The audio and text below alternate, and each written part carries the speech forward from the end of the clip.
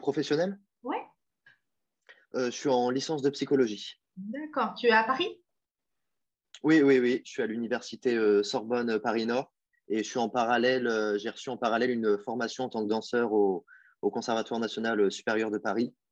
Donc, du coup, voilà, je suis dans deux voies professionnelles assez différentes, mais assez proches finalement. Pour faire quoi? Quel est ton but?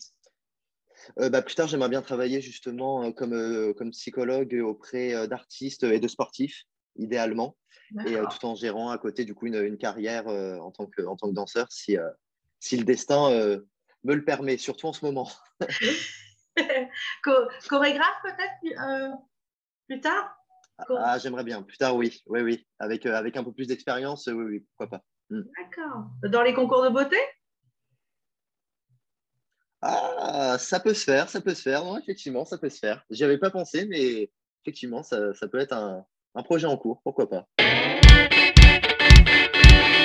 Moi, je fais beaucoup de choses pendant mon temps libre, hein. Je lis beaucoup. Je suis quelqu'un qui lit énormément.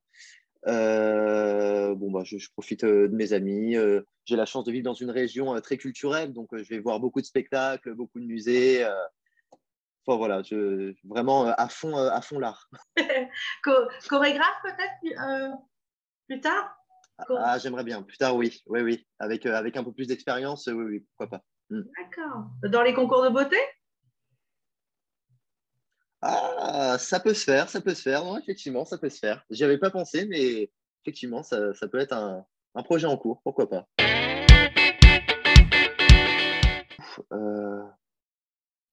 Euh, physique ou morale ou Celui que tu considères vraiment comme ton meilleur atout. euh, ma sociabilité peut-être? Tu penses que c'est ça qui va te faire gagner le titre? Non, pas spécialement. Oh, ça peut y contribuer quand même. Non, l'ouverture d'esprit plutôt. Je dirais l'ouverture d'esprit. Oh, bah, mis à part la danse, non, pas spécialement. Ah, ah, c'est pas facile. Ah, c'est pas facile du tout. Euh, ah, oh là là, s'il y avait Réfléchis, prends un, ton temps. un titre de magazine, Hmm.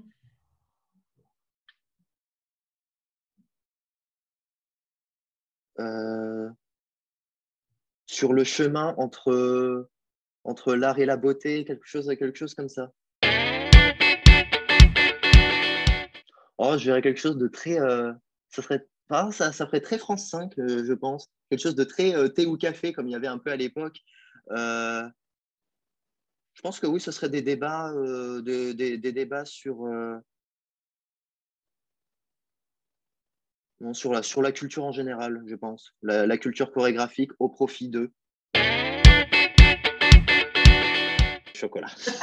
Bienvenue au club. C'est ma plus grande faiblesse, j'avoue. Mais chocolat blanc, au lait ou noir? Ou Oh, tous? chocolat au lait. Chocolat au lait. Chocolat blanc, c'est pas du chocolat. Le fromage également, enfin tout ce qui est très, très européen, très, très français. Le fromage fort aussi, c'est très, Ah, très, très élégant d'ailleurs. Mais j'ai juste. la philosophie personnelle,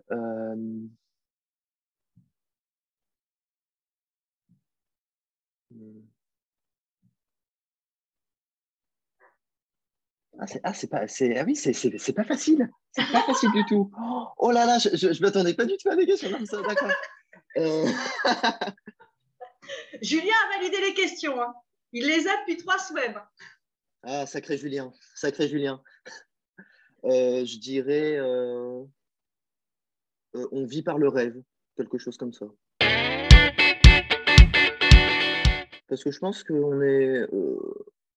on a, on avance, que ce soit dans nos projets ou autres, on avance personnellement, toujours en ayant quelque chose, enfin, je ne sais pas comment expliquer, mais quelqu'un par exemple, qui n'a pas de passion ou qui n'a pas de centre d'intérêt, indirectement, il, il évolue comme un légume finalement parce qu'il apprend jamais à réfléchir avec du coup ce qui l'intéresse. Donc du coup, il établit jamais de lien entre ce qui lui plaît et ce qui lui arrive.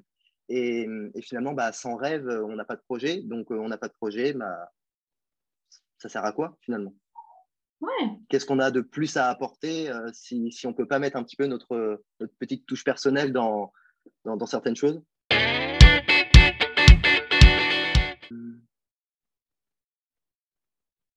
Hmm. Non, j'en aurais beaucoup, je pense, des messages à faire passer si j'ai cette chance. Chaque chose arrive à temps, je pense. Et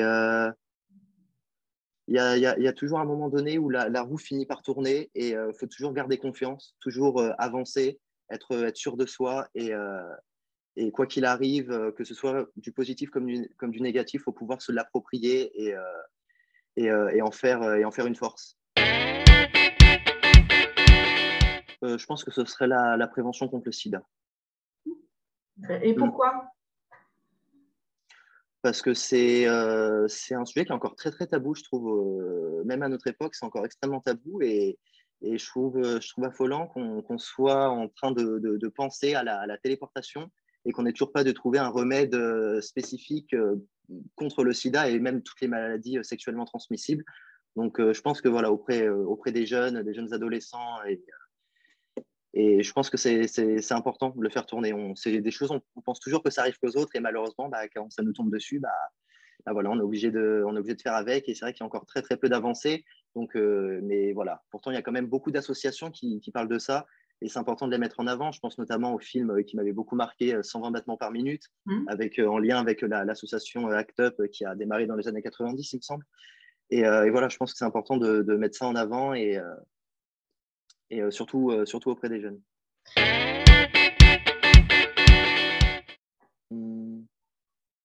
En lien avec modèle élégance, pour être tout à fait honnête avec vous, j'utilise des hashtags, mais qui à mon avis ne servent à rien parce qu'il y a 300 millions d'utilisations pour chacun de ces hashtags. Mais hashtag, hashtag confiance, hashtag modèle élégance, hashtag modèle français. Tu n'en aurais pas un plus personnel?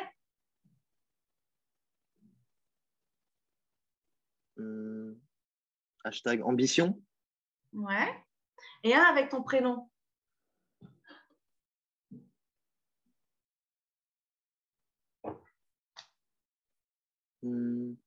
Hashtag Arthur Way, le chemin d'Arthur, quelque chose comme ça.